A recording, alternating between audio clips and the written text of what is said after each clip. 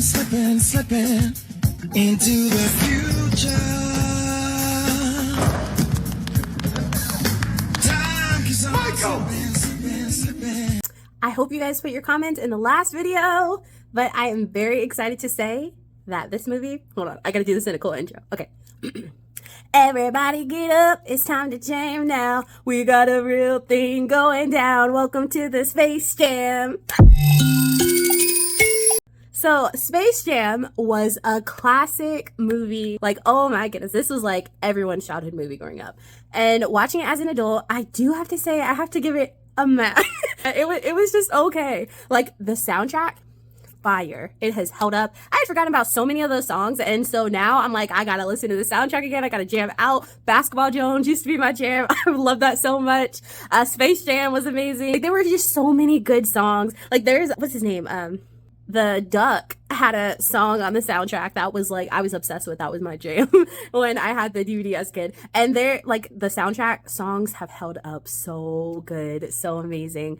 For me, this movie, I just feel like I give it a meh because it's definitely a lot more for kids than it is for adults. Like there was maybe like one or two moments where it was like some adult humor, but other than that, it was just for kids. And which, I mean, I understand because it definitely is a kids movie. But what kept me entertained in this movie was all the old school like NBA players, how they had after they got their talents taken by the Monstars, how they had to act. Like that to me was hilarious because I just kind of imagine, I'm like, how did they pitch this idea to NBA players and be like, hey, we want you in this movie about basketball, Michael Jordan's in it, but we need you to act like you can't play ball for most of the movie because your talent's gonna get taken. Like I'm very curious how they pitched this idea and got them to be in this movie, because that to me was, I was dying.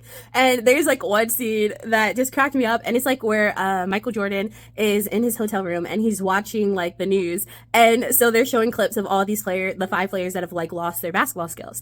And one guy, like they were so over the top with it, like just their acting and everything was hilarious. But it's like one of the guys is sitting down on a bench and he has a squeezy water bottle and he goes to like squeeze some in his mouth, and it doesn't even shoot. Like it shoots over here, like it shoots over here, nowhere even close to his mouth. And I was like, really, like it was just fun. They had me rolling. Like I think that was what saved this movie, because honestly, like it's a childhood movie and I love my memories of it. My favorite scene as a child was when Bugs Bunny goes to the house with his duck friend. I can't think of his name, but he goes to the house and he actually gets to meet Michael Jordan's kids in the movie, and they help him and like, yeah, go dad. Like that was always my favorite part as a kid, and so getting to watch it as an adult, I was like, yeah, that part still gets me. But yeah, it was definitely the NBA players had me cracking up. And I mean, there was like there was some shade between Bugs Bunny and Disney in this movie. Like there's one line when Bugs Bunny and it's not Donald Duck, that's Disney. Daffy Duck, maybe? I don't remember his name.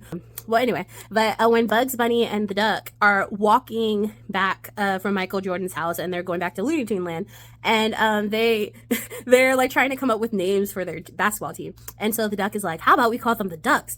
And then Bugs Bunny says, like, who in the Mickey Mouse themed world would name their team the Duck? And it's like a kind of shout out to the Mighty Ducks on Disney. And that was kind of like the big thing in this movie too, because I had forgotten about the beef between Warner Brothers and Disney at the time. And so there were a lot of like shots there. And of course you had some fourth wall breaking. But overall, I definitely think it's a man movie because it's more geared towards kids. But it was good from back in the day. It was good. It was a favorite. But as an adult, like it's definitely an entertaining watch. But just plot wise, like there's some loopholes, and it's like I just have to give it a meh. Like the soundtrack was good. There were some funny parts, but overall, it was just, yeah.